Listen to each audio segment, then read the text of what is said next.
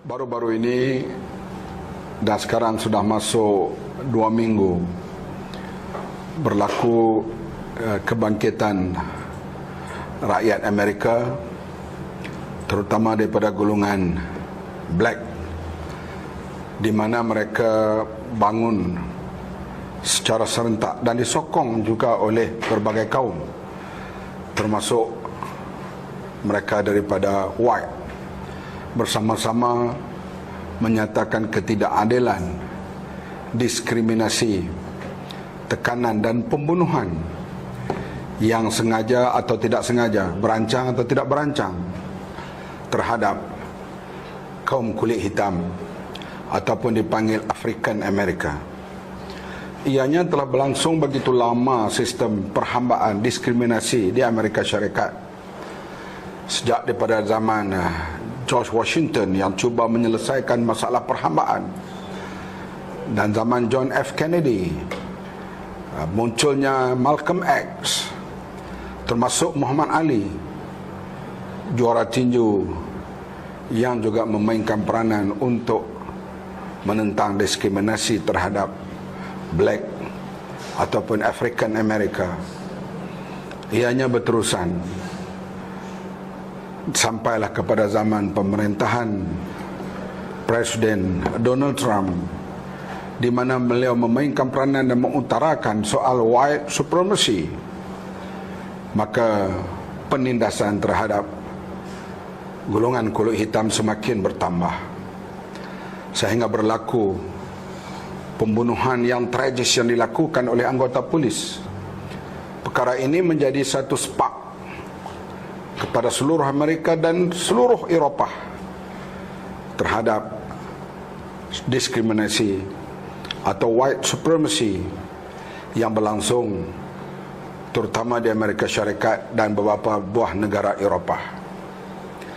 Saya timbulkan perkara ini kerana perjuangan berasaskan kaum amat berbahaya. Seperti di Malaysia sekarang ini muncul kumpulan yang mengagungkan, mengutarakan ketuanan Melayu. Bukan orang Melayu yang bertakwa, bukan memperjuangkan Melayu yang berwibawa, bukan memperjuangkan Melayu yang berintegriti, tetapi dimainkan ajaran baru ini yang menjelma, hampir berlaku di majoriti masjid di Malaysia. Mereka memberi penekanan soal ketuanan Melayu.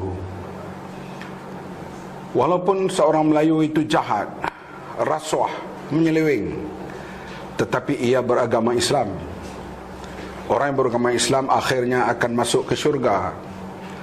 Maka kita hendaklah menyokong orang Islam Melayu walaupun dia jahat. Slogan ketuanan Melayu ini dimainkan begitu ketara kebelakangan ini. Sudah lupa Nabi Muhammad SAW amat menentang ajaran ataupun amalan asabiah yang ditekankan oleh kita satu ketika dahulu. Sekarang slogan ketuanan Melayu dimainkan, diutarakan. Sebab itu Melayu itu rasuah, jahat, menyeleweng, perlu disokong karena ia Melayu, Islam, dan akhirnya masuk syurga.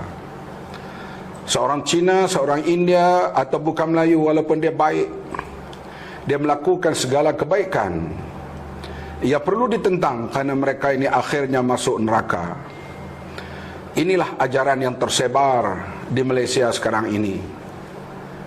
Kalau ianya terus dipupuk, ia membawa bahaya seperti yang tercetus di Amerika sekarang, soal white supremacy, yang akhirnya rakyat Amerika bangun, keluar ke jalan raya.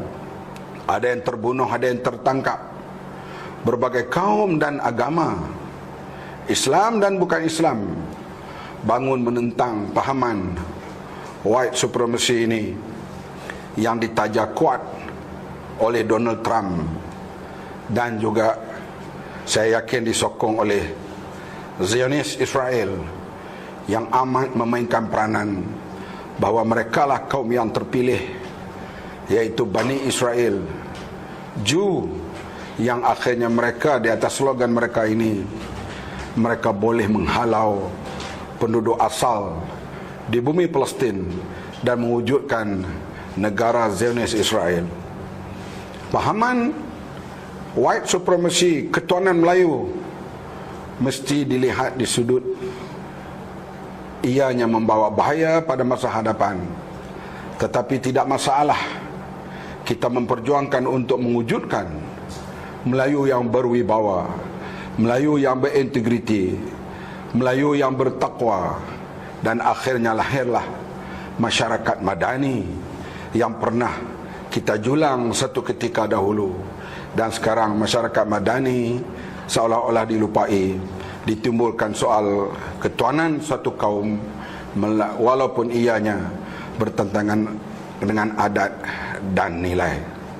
So, oleh itu kita tidak mahu pahaman white supremacy yang membawa huru-hara kepada Amerika Syarikat dan di Eropah sekarang melanda negara kita. Kita membina keharmonian, saling mempercayai, hormat menghormati, mewujudkan masyarakat dan pemimpin yang berintegriti.